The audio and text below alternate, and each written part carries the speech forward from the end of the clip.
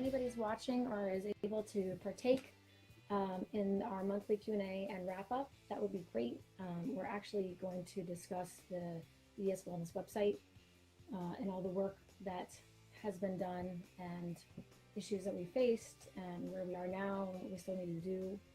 The e-learning platform, the recordings for also the events that we've had this year and or this month. We'll talk more about the webinar series and what we're going to be doing this month. And so I just want to provide updates, answer questions for questions that I've received. So that's what the monthly Q&A and wrap up is. And then for you guys to be able to answer any more questions, just kind of interactive, let you guys know what's going on. And that's pretty much it. So I have a couple of things that I want to make sure that we went over. That's why I thought it was important to do, even though it's a Friday night. I had scheduled this from the 31st, but I think it's important now to do and answer a few questions and at least repost this so people can know. And then if you guys have any questions, that's great. Or feedback, that's always awesome. So first thing I wanted to say is thank you for everybody being here. This is EDS Wellness's monthly wrap up and Q&A. It's not formal. It's just me being on Facebook to kind of get feedback from everybody on events that we've held each month.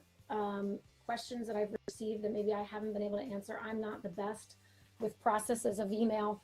I'm trying to be better about it, but sometimes there's, consistent questions that that have been asked or updates I've said that are going to happen and they don't. So this is just a really good way to kind of check in with everybody. And EDS Wellness is nothing without the community that we serve, and I'm not here for any other reason than to help. I have a job and other jobs and kids and family, so I'm here to help, and if what we're doing is not helping, then I want to change it and I want to know. So I really like to check in and know how we're doing and if what we're doing and what we're providing is helpful. I also like to know and this is a great way to just provide updated information without typing out a huge long email that I never know if anybody's going to get. So the first thing is the sound. What I have noticed on the recordings and that I'm working on is that the sound, even though I have finally upgraded my Mac and I got new equipment, the sound is not consistent. It's hit or miss and the quality is not great in the recording. So I'm getting a microphone that is specifically for webinar and broadcasting recordings for classes, for webinars, for different things. Also looking into how to make quality of audio better for recordings too. That was another big thing that we noticed, that the sound kind of goes in and out, even between two people that are talking at the same time. So we're trying to improve that, and that will be improved shortly, quickly. That's very, very important. So one is sound on the projection of the recordings or on the broadcasts themselves, and then also on the recordings.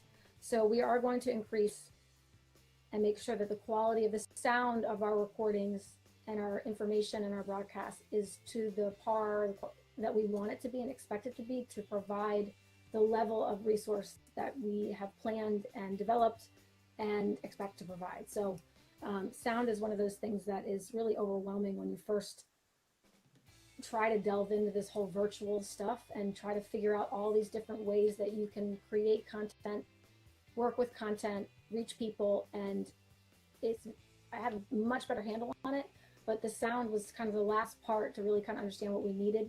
And it can also be very expensive, but the good thing is once you understand it, the opportunities that we have for virtual conferences and kind of bigger events and reaching even more people in different ways is awesome. I mean, it's really exciting. It just takes a lot of refinement. So that leads to the second thing that I've talked about for a long time, and it's been way, way, way too long. And a lot of people have asked, what is an e-learning platform? I keep talking about it. I keep mentioning it. I also keep mentioning that the website is going to be updated.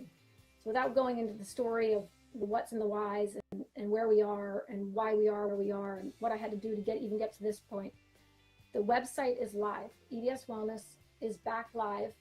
The front page has been reorganized, hopefully to help everybody navigate better. There's still some refinement and content and design that we are working on.